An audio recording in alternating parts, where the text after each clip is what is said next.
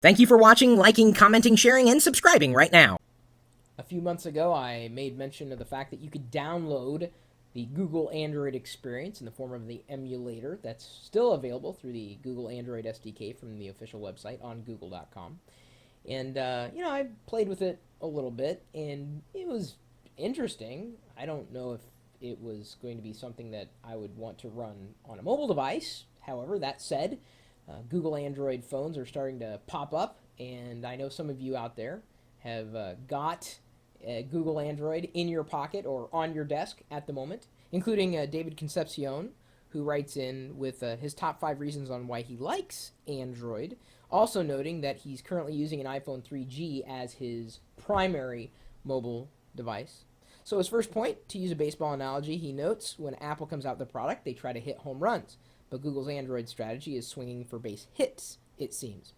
One good thing about that strategy is that over the next 2 years, Google will have many small announcements in succession. It will become a greater threat to the iPhone over time. Second point, he says one feature that may help differentiate the new G1 handset from the iPhone out of the gates is its physical keyboard. According to one industry leader, iPhone adoption has been slightly hampered, quote unquote, by the reluctance of some consumers to adapt to a touchscreen keyboard. I was one of those who would have preferred an actual physical keyboard layout compared to a virtual one.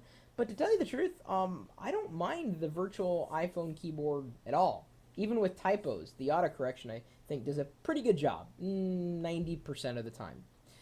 His third point, another key element that may work to Google's favor exists in the open approach to the Android operating system, which means developers can modify the OS and develop third-party apps on the platform for free.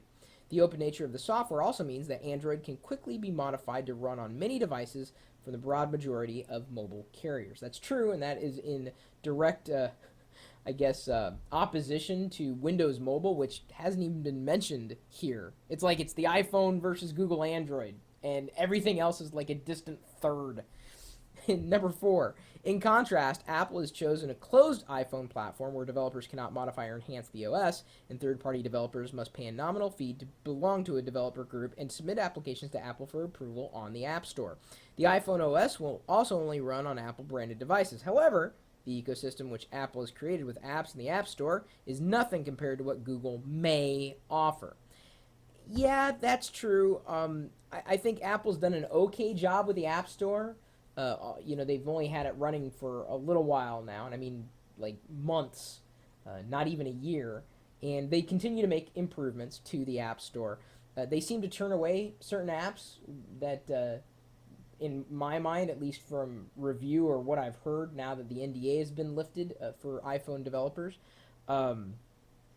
it I don't know why they made some of the decisions to reject some of the apps, and that would be Apple. And then they let other ones slip through that I would never, ever want to see running on an iPhone. So I don't know who is in charge at Apple in terms of the App Store, what gets in and what stays out. But I would agree on the point of I would rather have an open platform than a closed one, being able to have more choice, at least as far as the apps that I would want to install on that platform.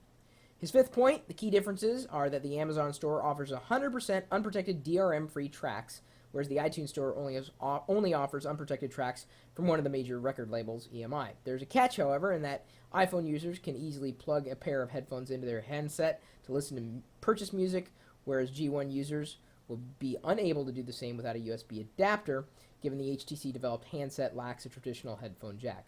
It's true. I've never purchased a single song over iTunes. Or have I? Well, yeah, I don't think I have. I would much rather listen to music a la carte. I have a Rhapsody subscription, of course. On the iPhone, I also use Pandora or Last FM. Sometimes I listen to AOL Radio, and don't have to pay anything for that. And so I certainly do appreciate the opportunity of being able to listen to music like that on the iPhone. I'm very grateful that Pandora made it through as an app in the App Store. Even if it didn't, it would likely have some kind of web-based interface specifically for the iPhone, knowing full well that it runs in Flash when you run it in a desktop browser.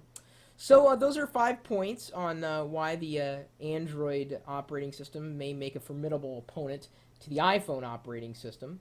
And, I think, well, at least, maybe in the future, if not today. I know that many of you have been asking this question. As I said, my experience has been extremely limited. Certainly, I haven't even had my hands on an Android device. I'm not that excited about it. I mean, there didn't seem to be anything really revolutionary about it. I mean, yes, it's open source. Yes, it's from Google, but the iPhone, despite its headaches, and there are plenty, still remains a device that I'm not really ready to abandon yet. I may complain when I run into problems with the iPhone, but for the most part, they're fixed in a relatively short amount of time. I mean, the iPhone OS 2.1 fixed a few issues. I still have a massive amount of dropped calls, but that being said, I'm still going to stick with it because the entire experience is still 85% okay versus any other mobile device I've ever owned, where it would be hovering in the area of, 40% okay. So what do you guys think? Google Android, iPhone, Windows Mobile, Palm, Symbian? What OS is running on your mobile device, if you even know or if you even care? I'm interested in hearing your thoughts. My email address is chris@pirillo.com. Of course, you're also welcome to plink your thoughts down into the community of geeks at geeks.pirillo.com. Over 7,000 registered geeks at this moment in time, which is very, very cool to see. Very happy to see a regular flurry of activity going on there at any given time, day or night. And you're also welcome to stop by the chat room, which is open in conjunction with this live video feed. And you know that even if I'm not here, or even if I'm not paying attention to what's going on in the chat room is certainly moving forward. That's why I like having the chat room here open for you and also incorporated within the video. So even if I'm being boring, these people down here, potentially you, are doing and saying exciting things, hopefully. Knock on wood. Anyway, you're welcome to stop by anytime, day or night. We're typically talking tech 24 hours a day, 7 days a week at live.pirillo.com. We'll see you later.